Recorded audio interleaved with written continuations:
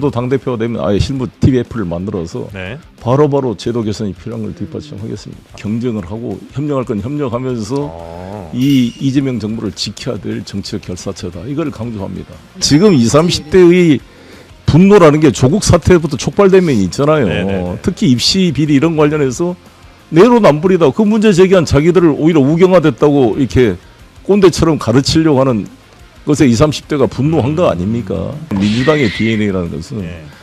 어찌됐건 이재가 말한 대로 넘어져도 또다시 일어나는 당이고.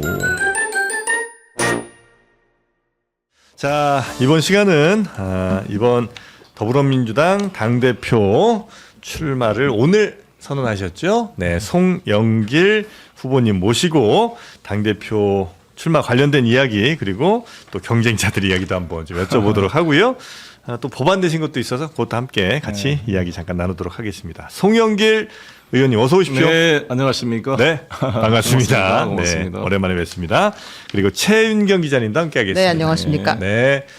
자, 오늘 당대표 출마 선언을 하셨는데 제가 아침에 이걸 방송 준비하느라고 잘 못 봤습니다. 그 내용을 우리 최윤경 기자가 좀 정리를 해주실까요? 다른 당대표의 출마 선언문과 조금 느낌이 달랐습니다. 아, 그렇습니까? 네. 아니, 대체불가 대한민국 많이 듣던 이야기잖아요. 대체불가는 저 대통령 네, 카피라이트 하고 네. 해서 대체불가 민주당을 만들겠다라고 이야기를 했고 그 뒤에 서 있는 사람들이 네. 누구예요? 2030 청년들인가요? 주로 우리 민주당 대학생위원회 위원들, 청년 위원들. 뒤에 청년들이 함께 서 있어요. 이 네네네. 출마 선언을 할 때.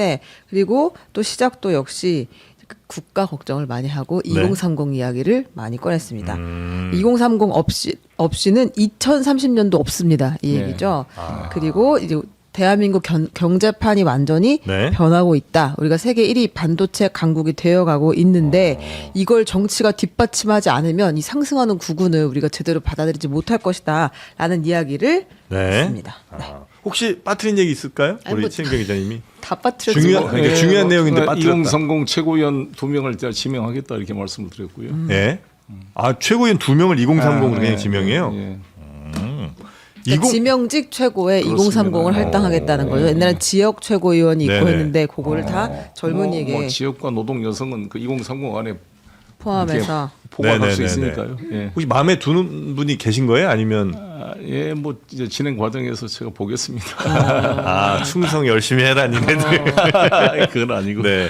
근데 2030은 최근에 그 더불어민주당에 대한 지지가 굉장히 낮은 편인 거는 사실이잖아요. 그렇습니다. 예. 그 원인은 혹시 우리 의원님께서는 뭘로 보고 계시는지. 아니 자기가 하고 싶은 얘기를 안 해주니까 그러죠. 딴 이야기 하고 있으니까. 그러니까 2030이 하고 싶은 이야기를 안 해주고 있다. 그렇습니다. 제 딸도 30대인데 네. 이번에 정말 그 힘들었어요. 설득하는 게 민주당 후보 찍어주라고 말하는 게. 따님이 지지 안 하신대요? 결정을 왜 지지해야 될지 이유를 모르겠다. 이유를 발견 못했다. 지지해야 될 이유를 모른다는 거예요? 왜 정원호를 찍어줘야 되느냐. 네. 아빠 말이 설득이 안 된다. 그래서 국민의힘이 2030이 원하는 이야기들 많이 해주나요? 그것도 아니고. 그러니까 안 찍어버리는 거죠. 투표를 아예 투표를 안 해버린다? 투표를 안 해버린 거죠. 모든 게 그렇잖아요. 자기 지지층이 적극적으로 하는 쪽이 이기는 거거든요. 네네네. 저쪽에 있다가 변화되는 경우도 있지만 네. 그 숫자보다는 원래 지지했던 사람들이 또 그 보더라인 경계선에 있던 분들이 안 해버리는 거죠. 그러면 더불어민주당은 왜 안 한 겁니까? 2030이 어떤 걸 원하는지는 모르진 않으실 것 같은데. 아니 일본 서울시장 선거에 정원호 후보의 공약이 뭔지 기억나는 게 있습니까? 메시지가 뭘 부동산 공급 얘기는 좀 했던 것 같고요. 공급. 물론 저도 뭐 투표이라 바빠서 그런데 생각이 나는 게 별로 없어요. 네. 그리고 왜 자신들의 이야기, 취업 걱정 문제나 주거 불안의 문제나 네. 이런 거에 대한 공정성의 문제, 예. 뭐 자기들한테 뭐 돈 퍼주라는 게 아니라 이거 다 미래에 나의 빚이 될 수 있는데 왜 공정하게 하지 않느냐라는 네네. 것들, 왜 불투명한가? 불만이 있죠. 근데 이재명 대통령 당선되시고 나서 국무회의를 공개하는 거 모든 것들을 투명하게 하면서 예. 상당 부분들의 홍의도가 높아졌단 말이에요. 네. 근데 그 당이 그걸 못 따라갔던 게 아닌가 그런 아쉬움이 있는 거죠. 우리 당의 운영이 너무 불투명하고 네. 그럼 공천 과정도 불공정한 부분이 많았고 불공정한 부분이 많았나요? 많은 정도가 아니라 쌓여 있죠. 내가 백서로 한번 지금 쓰고 있습니다. 저 내용을. 공천 과정을 그렇습니다. 이번 별도로? 지방선거의 공천 이게 별도로 과정을. 지금 자료를 모으고 있어요. 각 지방마다. 그러니까 당에서 하는 백서 그렇죠. 말고. 그렇죠. 근데 별도로, 정청래 그 전 대표는 사천하지 않았다는 것을 자기 정치하지 않았다는 가장 중요한 이유로 됐잖아요. 물론 그분은 그렇게 말씀하시겠지만 네. 그렇지 않는 분들이 많이 있은 거니까 그들을 이제 평가하시겠죠, 당원들이. 그 사례를 지금 모으고 계시는 거예요? 네, 그렇습니다. 실제로 근데 실제 인터뷰에서 듣고 있습니다. 그러니까 뭐 물론 본인 억울해서 이렇게 조금 더 과장하신 분들도 계실 거고 그렇습니다. 실제로 정말 억울한 부분도 있으실 텐데 그렇습니다. 그런 거 지금 판단하고 계시다는 거죠? 그렇죠. 그 자료를 모아서 같이 예. 아무튼 균형 있게 누구를 뭐 비난하고 이것을 예, 예. 넘어서 왜 이런 현상을 발생했는가? 어떻게 이게 재현을 막을 것인가? 다음 총선도 마찬가지잖아요. 이번 당대표가 다음 총선을 주도하는 거잖아요. 네. 이번 선거 핵심은 총선 승리 송영길 이렇게 제가 슬로건을 제시했는데 네. 어떤 얼굴로 총선을 치러야 될 것이냐를 우리 당원들이 판단을 해줘야 된다는 거죠. 그러려면 네. 다음 총선 때도 얼마나 공정하고 투명하게 진짜 경쟁력 있는 분이 네. 당의 공천을 돼야 될 거 아니에요. 그러니까 그렇죠. 이번 공천을 그렇게 했다면 다음 총선 공천도 우린 믿을 수 없다는 그런 말씀이신 거죠? 그럴 개연성이 있는 거죠. 네. 근데 원래 공천이 끝나면 다 비슷한 이야기들이 나오잖아요. 그렇죠. 그건 네, 누가 그렇죠. 당대표가 됐어도 맞습니다. 뭐 사실 뭐 이재명 대통령이 당대표일 때도 맞습니다. 근데 비명 그 형사 이야기가 정도의 많이 차이를 나오고. 보는 거죠. 근데 이번에 수인 유독 한도를 심했다. 넘어섰냐 안 넘어섰냐를 보는 거죠. 근데 그게 이제 당이 가지고 있는 기본 원칙을 거스르는 정도의 공천이 있었다 이렇게 보시는 거예요. 그렇습니다. 그런 사례들을 쭉 정리해 보겠습니다. 그러니까 우리가 알고 있는 전북 기사 이제 말고도. 그렇죠. 이제 경선 과정에 들어가면 TV 토론에서 자연스럽게 공박이 될 걸로 보여집니다. 그게 이번 전당대회 이전에 충분히 얘기하실 만큼의 사례들이 좀 있는 거예요? 뭐 그러니까 전당대회 이제 뭐 예를 들면 오늘 예를 들어서 이승훈 변호사라고 네. 예. 강북에서 거의 60% 지지로 네. 당선된 변호사, 구청장으로 된 분이 그냥 잘렸거든요. 그 강북 구민들이 엄청나게 분노했습니다. 제 지지율도 엄청나게 홍보가 들어왔고 왜 돌렸냐? 무슨 성 관련 사람을 변론했다는 이유 하나로. 네. 과거에. 네. 근데 그것도 이해가 안 되는 게 아니 다 죄를 인정하고 합의가 돼서 양형 변론을 하는 게 그게 무슨 죄가 됩니까? 헌법상 모든 표현의 변론을 받을 권리가 있는데. 네. 근데 그거 하나로 가지고 양측이 비난한다고 그냥 그 60% 이상 지지를 받은 강북구청장 결정된 후보를 그냥 잘라버리는 이런 어이없는 일이 벌어진 거죠. 이거는 네. 빙산의 일각이지만 네. 그 이승훈 변호사가 페북에 또 자신의 억울함을 절절히 실어놨어요. 오늘 제 출마 기자회견도 참여했습니다. 네네네. 저의 지지를 선언했습니다. 그렇습니까? 네. 그때 그러면 다시 들어간 사람이 이승훈 후보 말고 다시 들어간 사람은 친청계 후보였다고 그건 잘 보시는 거예요? 모르겠어요. 그것까지는 그런 말씀 드리고 그분이 이제 당선은 됐으니까 지금 그렇지만 이런 사례들을 억울한 점을 다 좀 살펴보고 있습니다. 네네네. 알겠습니다. 뭐 그 관련된 내용은 나중에 네. 조만간 아마 나올 거라고 제가 기대를 하고 있겠고요. 여튼 이제 출마를 선언하셨고 그러면 어떤 당대표가 돼야 된다고 생각을 하십니까? 이번에 당대표 되는 당대표는? 저는 계속 강조하는 게 우리 민주당이 국민의힘과도 경쟁하는 거지만 네. 더 크게는 중국 공산당, 조선노동당, 러시아 통합 러시아당, 일본의 자민련, 미국의 공화민주당과도 경쟁을 하고 협력할 건 협력하면서 이 이재명 정부를 지켜야 될 정치적 결사체다. 이걸 강조합니다. 왜 그러냐면 오늘도 지금 나토 때문에 가 계시잖아요. 네. 지금 가 계신데 지금 유럽도 우경화되고 있고 자민련은 뭐 다카이치 사나이는 개헌선 3분의 2를 확보를 했습니다. 네. 자민당이. 자민당이. 네, 그렇죠. 거기다가 뭐 푸틴, 시진핑, 김정은 다 강력한 정치 조직이고 또 저 미국도 지금 어떤 보수당이 잡고 있는 거잖아요. 네네네. 이런 속에 우리 이재명 정부가 상당히 귀한 존재입니다. 세계적으로도. 이렇게 리버럴 민주주의 국가를 네네네. 유지한다는 게. 따라서 저는 이 민주당은 동네 축구만 하는 정당이 아니라 월드 클래스 월드컵에서 국가의 이익을 수호하는 그러한 정당으로 발전해 가야 된다. 그러니까 지금까지 지난 1년을 돌이켜 봤을 때 대통령께서 정말 나라를 위해 해외 와서 엄청 뛰는데 과연 우리 민주당이 제대로 뒷받침이 됐을까? 아쉬움이 있고 당 지도부의 워딩이 언어가 국제 문제나 우리 국외 단계에 너무 취약했다라고 생각합니다. 남북 한반도 평화 문제도 마찬가지고. 당에서 할 수 있는 거예요, 그러니까 그게? 저도 똑같은 질문이 다른 나라는 다 해요? 우리 빼고?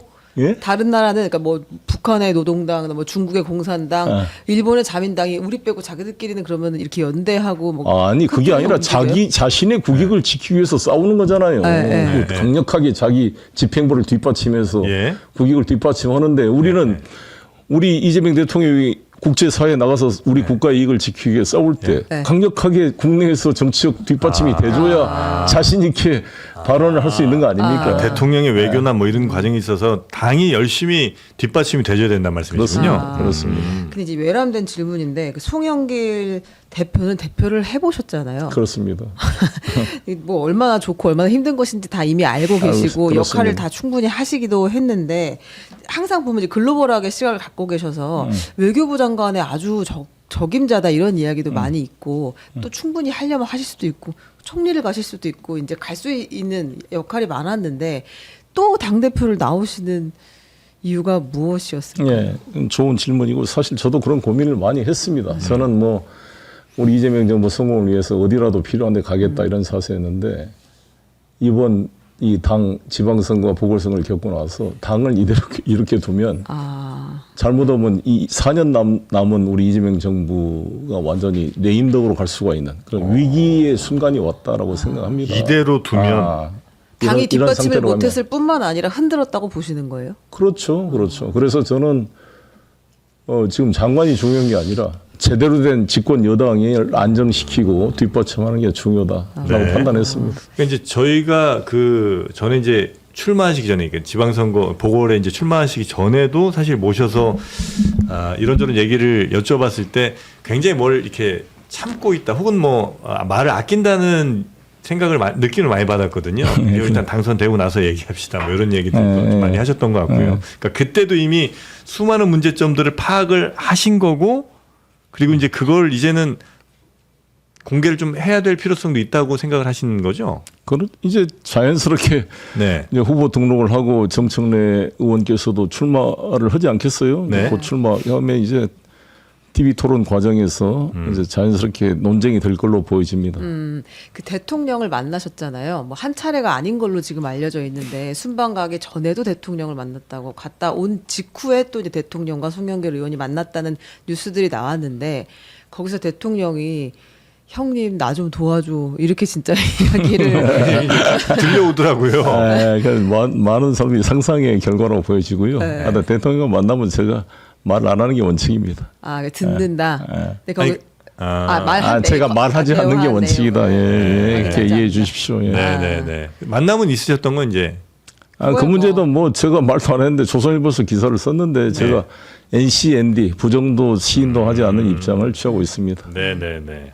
사실은 그게 원래 이제 대통령 만날 때 올바른 태도이긴 한 거죠. 네, 그렇죠. 만나서 뭐 또 무슨 얘기했다고 자꾸 얘기하는 것 자체가 사실은 대통령한테는 그렇죠. 옳지가 않죠. 알겠습니다. 그래서 하여튼 NCND로 저희도 일단은 알고 있겠습니다. 자, 그래서 당대표를 이번에 반드시 해야 한다. 혹은 뭐 당대표 교체가 반드시 필요하다는 안 그러면 우리 민주당이 혹은 이재명 정부가 굉장히 위험해질 수도 있겠다는 생각을 하셨다는 거잖아요. 가장 위험한 지점이 어떤 지점입니까? 뭐 때문에 그 위기의식 같은 것까지 느끼시는 거죠? 아니 지금 당장 이번 지방선거에 대한 평가가 다른 거잖아요. 우리가 이제 의사한테 환자가 진단을 받을 때 그 병을 진단을 정확히 해야 치료가 정확히 될 거 아니겠습니까? 뭐 예를 들어서 지금 맹장이 아픈데 간이 아프다고 잘못 진단하면 수술을 잘못된 것을 하게 될 겁니다. 우리 민주당이 지금 이번 지방선거 보궐선거를 통해서 민심의 어떤 옐로우 카드를 받은 거잖아요. 이걸 승리했다고 이렇게 평가하면 민주당이 발전이 없는 것이고 뭔가 문제의식을 대통령께서도 지적했는데 그 의식을 부정하고 지금 잘했다라고 싸우면 위험하잖아요. 이 상태로 가면 저는 총선이 위험하다고 보거든요. 그래서 저는 이 진단을 정확히 해야 되고 그래야 좋은 맞는 그 해결책이 나온다. 그래서 그 진단을 어떻게 할 거냐의 논쟁 과정이다. 이번 이 당대표 선거라는 게 그렇다고 봅니다. 그 현재 명청 갈등이 있는 거는 맞아요? 그렇습니다. 그렇게 알려진 거잖아요. 그러니까 그 자체가 명청 어떻게 대한민국 헌정사에 4년의 임기가 남은 대통령을 놔두고 네. 집권당 대표하고 명청대전이라는 말이 언론에 거론된 것 자체가 잘못 아닙니까? 누구의 책임을 떠나서 네. 이런 말 자체가 나오는 게 저는 이 뭔가 당정 관계에 문제가 있다 이렇게 네. 생각합니다. 근데 이제 정청래 의원 측은 그런 말 자체를 꺼낸 게 이제 언론들이 싸움을 붙이는 것이고 전혀 근거가 하나도 없는 그러니까 명청은 지금 완전히 본인도 이제 친명이고 대통령의 국정 운영에도 완벽하게 잘 도와드렸는데 왜 이런 명청대전 같은 말도 안 되는 허위 사실들을 막 이렇게 퍼뜨리느냐 이렇게 이제 불만들이 좀 있는 거잖아요. 그렇죠. 그게 손바닥으로 하늘을 가리는 이야기죠. 당장 우리 청와대 관계자한테 한번 인터뷰를 해보면 그걸 알지 않겠습니까? 예. 실제 하는 것을 자꾸 없다고 한다고 될 문제는 그렇죠. 아니다. 있는 사실을 놔두고 어떻게 극복할 거냐 이야기해야지 이게 전혀 없는 것을 했다. 혹세무민한다 이렇게 말하면 문제 해결이 어려워진다 이렇게 네. 생각합니다. 지금 이번 저 당대표 선거 혹은 뭐 전당대회는 뭐가 제일 이슈입니까? 예를 들면 지금 나오는 뉴스들은 뭐 누가 적통이냐 또 누가 자기 정치하냐 요 정도가 지금 갈등의 뭐 쟁점인 것 같아요. 네. 그게 근데 전당대회 전체의 쟁점이 돼서는 안 될 거 아닙니까? 그렇죠. 지금 당장 우리 국가의 미래 비전 새로운 상황을 어떻게 집권 여당이 뒷받침할 것이냐의 그런 생산적 논쟁이 되기를 바랍니다. 그 집권 여당을 뒷받침하는 데 있어서 지금 김민석 총리가 거의 총리직을 버리고 뛰어든 거잖아요. 네. 그리고 이제 크게 다르지 않은 이야기를 이재명 정부의 성공을 위해서 일한다라는 이야기를 하는데 그럼에도 불구하고 송영길 의원이 같이 또 대표 선거를 해야 되는 이유는 뭐예요? 그래야 도로 생산적인 경쟁이 되지 않겠습니까? 이 국민들이 다 쳐다보는 전당대회가 적통 논쟁이나 뭐 자기 정치나 이런 뭔가 국민들의 요구와는 좀 동떨어진 논쟁이 되면은 집권당 전체의 컨벤션 효과도 떨어지고 이번 지방 보궐선거를 통해 국민이 준 메시지를 제대로 소화를 못한 것이 될 수 있잖아요. 그래서 저는 저와 김민석, 정청래 이런 후보들 간에 그런 미래 생산적 논쟁을 했으면 좋겠는데 예를 들어서 네. 부동산 정책에 대해서 지금 과세, 저는 조세 금융 정책으로 한계가 있다. 과감한 공급 정책이 뒷받침돼야 한다는 이야기를 제가 하고 있잖아요. 네. 이미 이 김용범 실장인가 작년에 9월 달에 공급 대책을 발표했는데 관련 법이 지금 하나도 통과가 안 되고 계류돼 있습니다. 공공 뭐 도시정비법도 시작해서 용산 특별법도 마찬가지고 왜 이렇게 당이 이런 것을 뒷받침 못하고 있는 것에 대한 저도 문제 의식이 있고요. 이번 기자회견 때도 강력하게 5만 호 주택 공급 수도권에 청년 주택에 대한 제 공격을 발표를 했고 우리 대학생들이 현재 기숙사 수용률이 한 20%밖에 안 돼요. 여러분 아들 딸들도 기숙사 가고 싶은데 일부 또 중국 유학생 코타가 뺏어가고 네. 그래서 비싸게 제 아들도 연대 앞에서 했는데 그 원룸을 했는데 이 보증금 5천만 원에 70만 원 월 이렇게 내야 된다고요. 그러면 이 아르바이트 하는 학생들은 엄청 큰 부담이죠. 그래서 기숙사 저는 수용률을 50%까지 높이자라는 것을 이번에 제시를 했고요. 네. 그럼 또 주변에 원룸 임대하신 분들이 굉장히 또 시위를 많이 하시던데. 뭐 그건 또 별도로 하더라도 예정되어 있습니다. 네. 지금 학생들이 중요한 거 아니겠습니까? 네. 그런 문제를 같이 좀 풀어 나가려고 그런 거고요. 민생 관련된 이야기들 좀 많이 하실 거군요.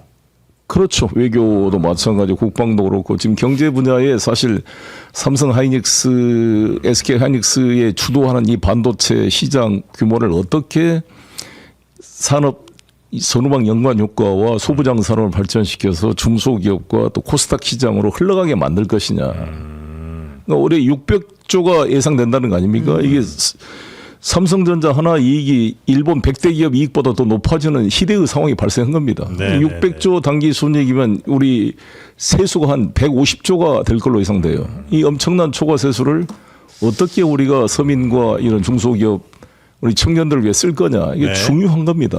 그 싸우는 포인트가 완전 다르실 것 같아요. 정청래 대표 같은 경우는 보안 수사권, 그다음에 언론 개혁이나 뭐 아니면 내란 이제 완전 종결, 청산 이런 것들이 이제 주 포인트인 것 같더라고요. 그러니까 어떤 문제가 발생하냐면 이재명 대통령께서 집권 여당의 정치인은 어떤 이념가와 운동가, 어떤 철학가가 아니잖아요. 결과를 만들어내는 거예요.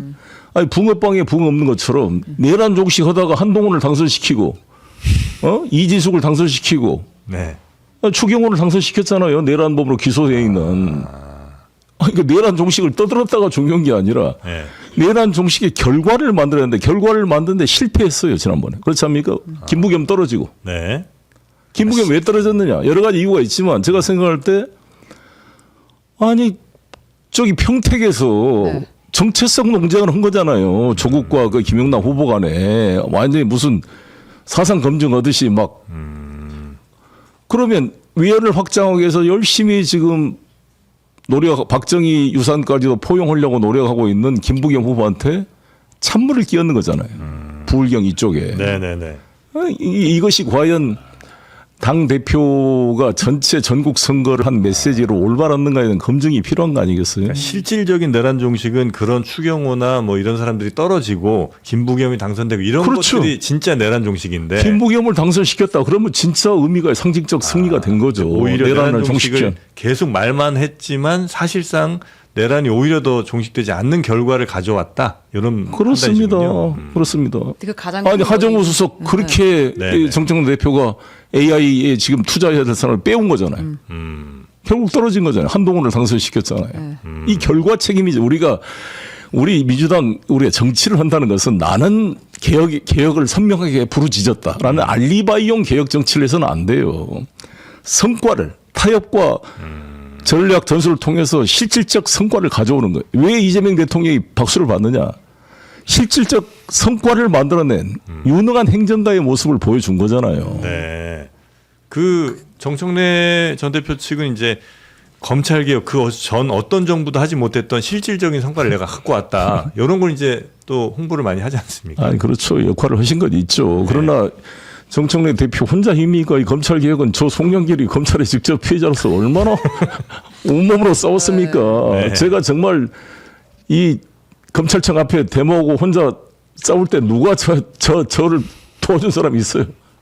우리 정청래 대표님 조국 대표한테는 특별 면회도 가지만 송영길은 아예 쳐다보지도 않았어요 그동안. 네네네. 전화 한 통 없었어요. 그때는 많이 섭섭하셨겠어요. 뭐 아니 다 조국 후보한테는 특별 면회 가면서 송영길은 아예 언급도 않고 전화 한 통도 없었다니까. 아 그럼 이거 하나 여쭤봐요. 자꾸 조국 얘기하시니까 우리 질문지 없었는데 합당은 어떻게 되는 거예요? 만약 당 대표가 되시면 저는 합당보다는 제가 하려면은 교섭단체 요건을 열석으로 낮춰서 정말 자생할 수 있게? 저는 조국 혁신당의 변화가 필요하다. 조국 개인의 어떤 팬클럽 같은 정당에서 진정한 진보 개혁 정당으로 지금 탈바꿈할 수 있는 절호의 기회다 이렇게 봅니다. 그래서 김준영 이 원내대표가 되신 것 정말 환영하고 예. 김준영 대표님께서 우리 외교안보사관에 진보적 목소리를 내줘서 크게 도움이 되고 있거든요. 그래서 자생을 할 수 있게. 그렇죠. 그래서 교섭단체 10명으로 부여해줘서 예. 마음껏 진보적 아젠다를 가지고 가라 이거죠. 우리 민주당이 중도 보수를 통합하면 진보 영역이 좀 부족할 수 있잖아요. 이런 부분을 해서 상호 사안별로 협력해 가자는 것이고 나중에 이재명 대통령이 말씀하신 이제 헌법 개정에는 대통령 네. 결선 투표제가 들어갑니다. 네. 그럼 결선 투표자 도입은 굳이 대선 후보 소수당 후보가 억지로 강제 흡수되고 단일화할 필요가 없잖아요. 국민들에게 선택의 기회를 주고 진보적 아젠다도 국민의 표를 얻게 만들어 줘야죠. 그건 민주당만 마음 먹으면 되는 거예요? 아니 같이 노력해서 네. 돼요. 아니, 굳이- 한 번도 그러지 그러니까 통합에는 어떤 문제가 발생하냐면 조국당과의 통합이 되면 예.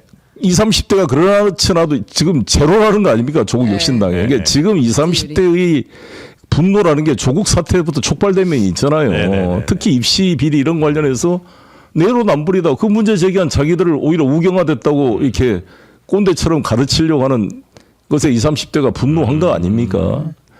그러니까 이런 부분을 같이 볼 필요가 있는 거죠. 그러니까 저는 당장 합당 논의보다는 네.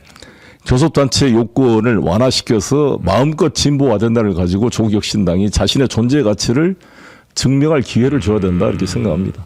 근데 이제 뭐 친문 쪽에서는 혹은 이제 합당을 굉장히 강력하게 추진하셨던 쪽에서는 이거 대통령의 뜻도 이러하고 그러니 우리가 지금 조국 혁신당은 원래 이제 한 몸이었어야 되는데 그렇지 못했던 그 과거를 빨리 이제 청산하고 빨리 합당을 좀 하자 요런 이제 주장을 좀 하시는 거잖아요. 대통령의 뜻이 그러하다는 얘기를 많이 하는 거잖아요.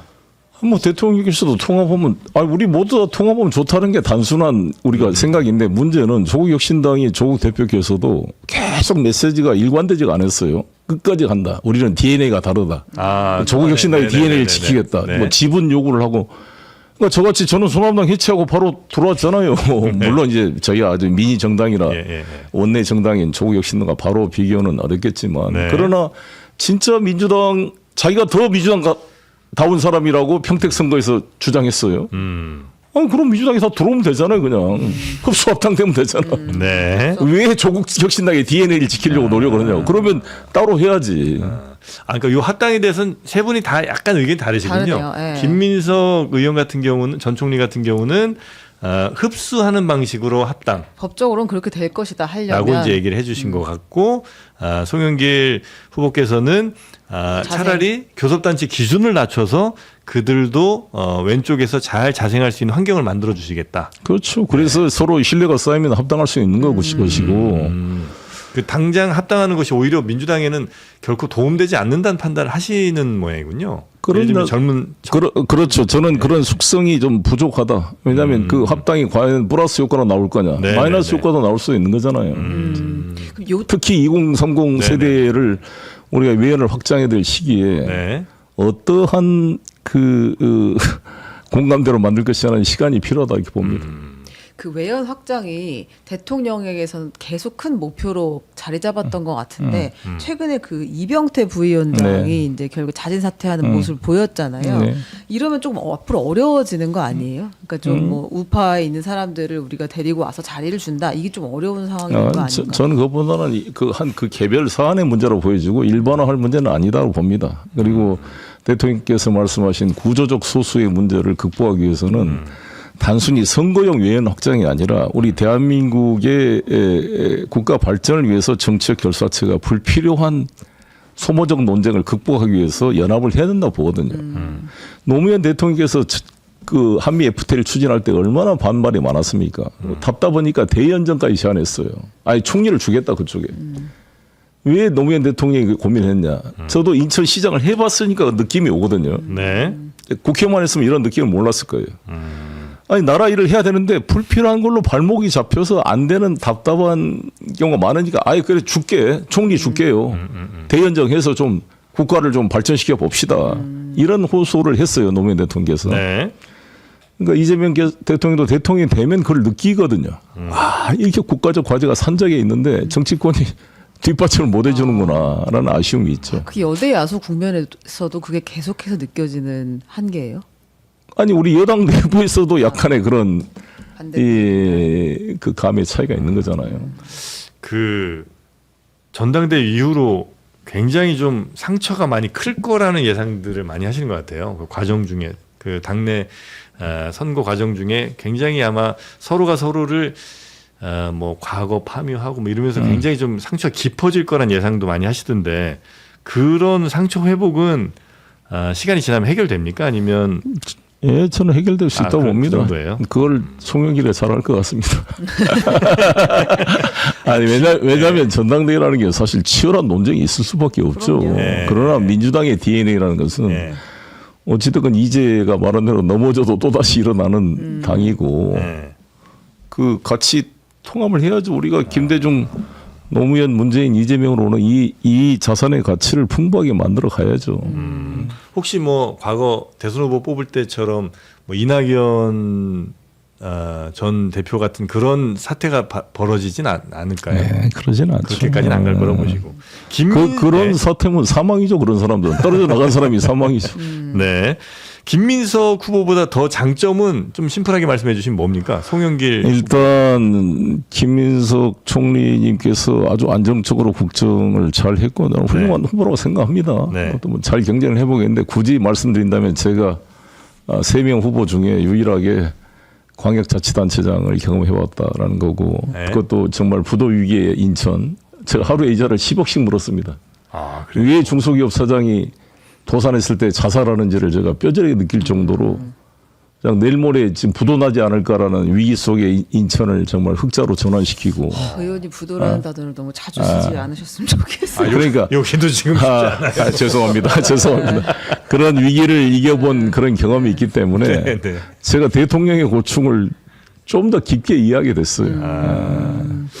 당대표 말고 JTBC 사장으로 네, 알겠습니다. 근데 그런 질문을 까먹었어요 지금.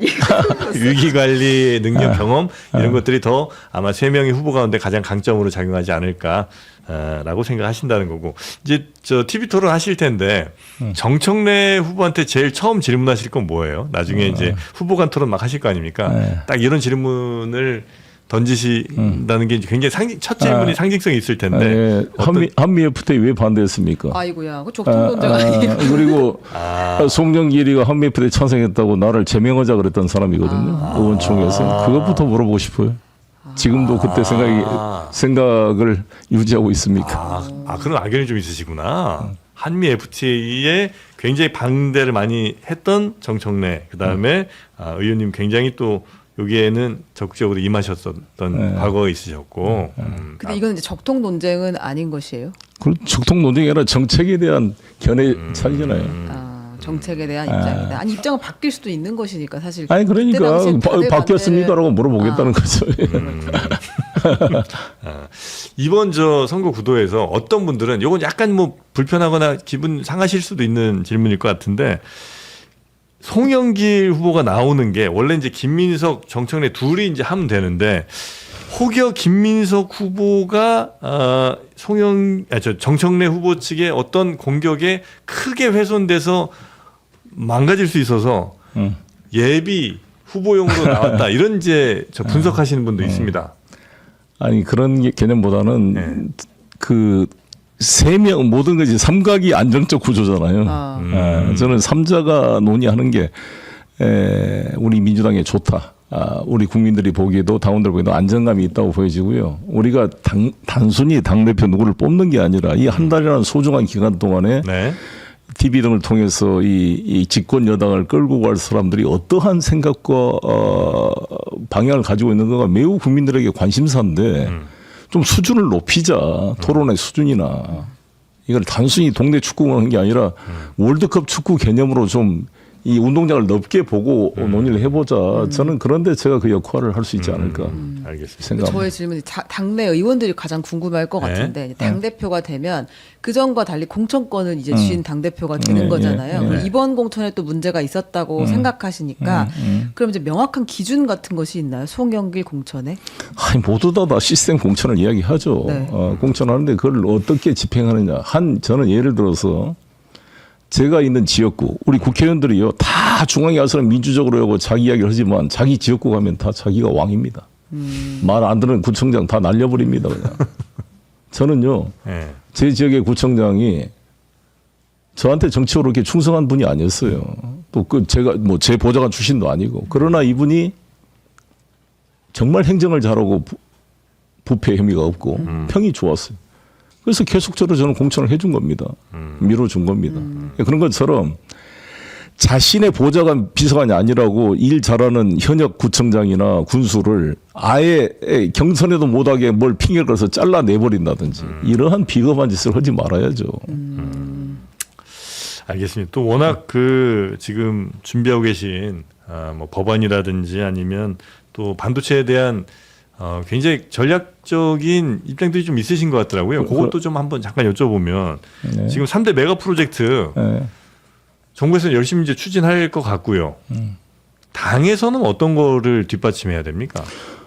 법을 뒷받침해야죠. 법을. 어떤 법들이죠? 그러니까 당장 이제 전기와 물이잖아요. 그래서 전수토인이라고 이야기를 합니다. 전기, 물, 토지, 사람 관련된 법들이 걸리게 아주 많이 있을 거예요. 도시개발법부터 시작해서. 그런 것을 신속하게 인프라를 깔아주는 작업을 해야 되는 거죠. 그래서 대통령께서 아예 그 실무 점검 책임을 맡겠다 그러는데 저도 당대표가 되면 아예 실무 TF를 만들어서 바로바로 제도 개선이 필요한 걸 뒷받침하겠습니다. 클러스터 만드는 데 있어서 필요한 뭐 여러 전기나 물 같은 것들이 이제 바로 갈 수 있는 법안 마련 같은 거 해주시는 거예요? 그래서 당정 협의를 해서 하나는 행정적으로 뒷받침할 것, 입법적으로 뒷받침할 걸 해서 이제 광주 공항이 한 250만 평 되는 땅에 이미 다 정비는 돼 있으니까 물, 전기 공급 문제가 빨리 해결되면 바로 광주 시내에 있으니까 인력이야 뭐 충분히 되는 거고 뭐 바로 속도가 날 수 있지 않을까 생각합니다. 전기 엄청 필요하잖아요. 솔직하게 뭐 아마 다 얘기들을 좀 꺼려하시는 것 같아서 원전 안 들어가기 어렵잖아요. 그렇습니다. 저는 그래서 예. 우리 영광 원전 발전소가 6기가가 있거든요. 예. 6개가. 거기에 저는 이제 종료된 거 10년 연장하고 아하. 거기에 추가로 SMR이나 추가 원전 그 짓는 문제도 고민해야 된다고 봅니다. 예. 그렇지 않습니까? 보통 지금 팹 하나 만드는데 1.5기가 원전 1기가 필요해요. 맞아요. 예. 그렇잖아요. 지금 용인에 만든다는 것도 한 15기가와트가 필요해요. 맞습니다. 그럼 원전 10개가 필요한 건데 예. 그걸 LNG 활용하고 송전 받아서 안 하겠다는데 되죠. 그것도 만만치 않아요. 예. 송전 받은 과정에 엄청난 예. 비용과 주민 반대가 있기 예, 때문에. 예. 그러나 일단 호남 쪽은 일정 14기가가 현재 가동될 수 있는 게 14기가 가능해요. 예. 그게 LNG 발전과 영광 원전 때문에 그러니까 네. 그 부분 좀 보강할 필요가 있다고 봅니다. 그 재생에너지도 같이 복합시키고 그러니까 원전이 아마 못해도 2-3기 정도는 들어가야 되지 않나 싶은데 그렇습니다. 그렇게 되면 이제 지역 주민들 입장에서는 반도체 공장은 너무 환영이지만 원전은 또 강력하게 반대할 수 있잖아요. 설득 기회가 가야죠. 아니 그거 없이 어떻게 가능하겠습니까? 네. 근데 이제 지금까지 호남인들의 좀 불만은 여기서 전기 만들어 가지고 14기가가 되는데 현재 이 전남에서 소비되는 이 전력이 6기가밖에 안 돼요. 다 이제 다른 데 반 보내죠. 이상은 다 송전해서 가야 되는 거잖아요. 예, 예. 그리고 재생에너지 잠재 가능성이 30기가, 많게는 400기가 정도로 큰데 해상풍력이나 이런 게 이거를 빨리 진행이 안 된 이유가 뭐냐면 이 전력계통 접속을 안 해줘요. 출력 제한이라 그러는데 이거를 송전할 수 있는 시설이 안 되니까 한전이 그 접속 허가를 안 내주면 아무리 시설을 지어도 전기를 팔 수 없잖아요. 뭐 가방에다 담아가지고 팔 수 있는 게 아니라 이게 생산해도 계통과 연결이 돼야 파는 거니까. 그런데 만약에 폐비 만들어진다 그러면 신속하게 바로 만들어질 수가 있는 겁니다. 네네네. 광주 쪽은. 그런 것들을 이제 법안을 같이 마련해 주시는 것 그리고 네. 지역 주민 설득하는 게 아마 당에서 또 해야 될 중요한 일인 것 같다. 그렇습니다. 네, 이렇게 그다음에 이제 전라북도 같은 경우는 지금 약간 그 빠져 있어가지고 그러고 있잖아요. 소외감 근데, 느낀다고. 네, 그 안을 제가 또 고민하고 있는데 일단 SK에서도 서남권 프로젝트로 약간 그 이걸 놔뒀고요. 넓었죠? 예. 이게 AI가 이제 데이터 센터 이제 팹만 들어간 게 아니라 데이터 센터 AI 고속도로를 제가 제안했는데 네. 이게 소부장 산업이 있고 AI 에이전트 기업이라고 합니다. AI를 활용한 피지컬이나 생산 분야의 여러 가지 관련 산업이 기회가 다 열리게 돼 있어요. 그러니까 이걸 가지고 수동적으로 서운하다 이런 게 아니라 적극적인 도지사 그 지역 국회의원들이 그 공간을 찾아내야 돼요. 어찌든 현대차가 구조를 투자하기로 돼 있잖아요. 지금 네. 로봇이나 그쪽에서 거기가 붙여가지고 전북의 비전을 쭉 제가 지금 정리하고 있습니다. 제가 그중에 하나가 네덜란드 와기닝 대학과 원광대가 연합해서 세계적인 농업 벤처 대학을 만들고 카길 같은 세계적 농업을 만들어서 이 생명공학 농업 벤처의 타운을 새방금에 만들자는 게 제 구상인데요. 네네네. 그것도 같이 그림을 그려보려고 합니다. 자칫 그러니까 어떤 뭐 반도체 클러스터든 아니면 뭐 데이터 센터든 이런 것들이 이제 함께 집적이 돼 있을 때 이제 효율이 확실히 살아나는 경우가 있고 인재나 네. 뭐 모든 면에서. 네. 근데 이제 자칫 지역의 섭섭함들을 해결해 주는 차원에서 만약에 충청 뭐 저 전북 뭐 경북은 또 뭐 이렇게 이제 나누다 보면 그게 정말 글로벌하게 경쟁하는 데 있어서는 오히려 마이너스로 작용할 수 있지는 않습니까? 그런 면도 있을 수 있는데 예. 쭉 그 이봉열 기자의 쭉 이야기를 들어봐도 그렇고 지금 외국계 그 팹들이 다 분산돼 있습니다. 예. 이 지진이라든지 무슨 이런 자연재해나 아니면 네네. 전쟁으로 인해서 한쪽이 이 가동이 중단됐을 때 대처가 필요하기 그건 때문에 맞죠. 저도 대만에서 한 3개월 그 예. 정치대학에서 개관 교수로 있었는데 그때 그 신주라고 타이베이 위에 제일 북쪽에 신주가 TSMC의 본사인데 네. 까오슝까지 최남단의 까오슝까지 한 230km 이상이 네, 떨어졌을 네, 거예요. 네. 근데 거기도 쫙 팹을 다 만들었거든요. 이 분산에서. 그러니까 우리도 이렇게 용인 지역에만 다만 집중돼 있다. 만약에 거기서 무슨 자연재해가 발생하든지 무슨 전쟁이 발생했으면 또 오히려 리스크다. 중단될 수 있어서 분산 위험을 리스크를 분산하는 의미가 있고 가장 중요한 건 아까 말씀한 대로 전수토인이거든요. 전기, 물, 토지, 사람을 누가 과연 제대로 제공하느냐 네. 문제다 봅니다. 알겠습니다. 그리고 우리 의원님 1호 법안이 중고차 수출 지원법이에요? 예. 무슨 법입니까 이거? 중고차 수출 지원. 우리 시청자 여러분, 그 우리 송도의 낭만을 다 아신 분들은 송도 유원지라고. 네. 송도 유원지, 네네네. 거기서 데이트하고 가보셨어요? 가봤죠. 그 해수욕장도 있고. 네, 네, 송도. 근데 그게 유명한데. 지금 중고차 적치정으로 다 변해버렸거든요. 왜요? 왜냐면 그 땅을 다 땅을 팔아버리고 거기 땅 사람들이 이제 중고 한 1,000개 이상의 중고 자동차 수출업자들이 그걸 임대 받아가지고 네. 중동이나 저쪽 아프리카 이런 데 수출하고 있어요. 네. 근데 이 수출 산업이 효자 산업입니다. 네. 거의 100억 달러, 거의 한 7, 80만 대 이상 팔거든요. 네. 보통 신차 시장보다 중고차 시장이 한 2배 이상 커요. 그 계속 이제 사고 파니까 그렇겠죠. 중고차 시장이. 네네네. 그래서 이 중고차 수출 산업을 네. 지원하면서도 네. 송도 유원지를 복원하기 위해서는 대체 부지를 만들어서 이전시키고 송도 유원지를 복원하고 이제 중고 자동차 수출 특화 지역을 이제 산자부 장관이 지정할 수 있는 그 법안을 제가 만들어서 발의를 했습니다. 그래요. 중고차 수출 지원법. 제 지역구라 두 개 네, 지역구라. 주요 공약이고 그래서. 그렇습니까? 네. 이게 무슨 의미가 있는 건가 했더니 뭐 그만큼 사실 중고차 시장이 크기는 크죠. 그러니까 양면성이 있습니다. 송도 유원지 복원 및 네. 중고 자동차 수출 지원. 네. 우리나라 중고차 그리고 인기가 많더라고요. 많습니다, 많죠. 많습니다. 차가 좋잖아요. 그 다른 나라보다 차를 이제 교체하는 주기가 빨라가고 맞아요. 네. 좀 새 차 같은 중고차 되게 많다는 거예요. 네, 또 고장도 잘 안 나고, 고장도 안 나고. 사막에서 잘 달리고. 좋아요. 그런 것들이 이제 지원하신 법안 1호로 내셨고, 진짜 끝으로 혹시 김민석 후보가 네. 자, 송 후보, 네, 진짜 이번 정부에서 열심히 한번 해보겠습니다. 송 후보가 이번은 좀 양보해 주시면 안 될까요? 이렇게 혹시 말씀을 하시면.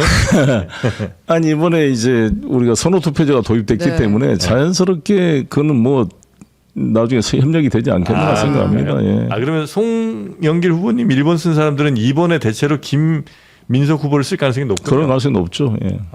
그러면 정청래 후보를 1번 쓴 분들은 이번에 고민정 후보를 씁니까?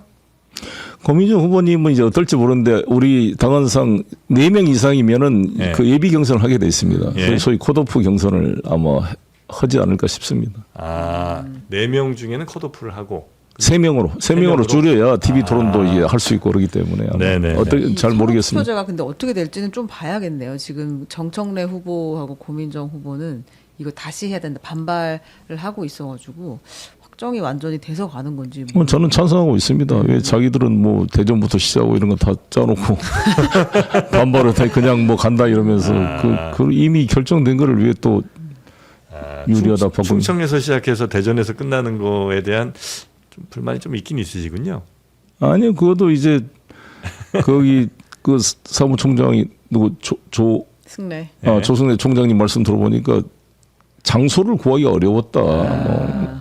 대관 뭐 그런갑다. 그런데 어찌됐건 뭐 저는 결정한 대로 따라간다 입장입니다. 네, 알겠습니다. 혹시 오늘 못 따라하신 말씀 있을까요? 아니 근데 저 이제 제가 들고 싶은 말씀은 송영길이 뭐 당대표 헌문인데 또 나오느냐 이런 개념이 아니라 제 느낌에 당이라는 게 이 행정부가 권력을 창출한 게 아니잖아요. 당이 하는 건데 이 소중한 이재명 정부 4년을 이렇게 활용하지 못하고 저렇게 허비하면 너무나 통탄스러울 것 같아요.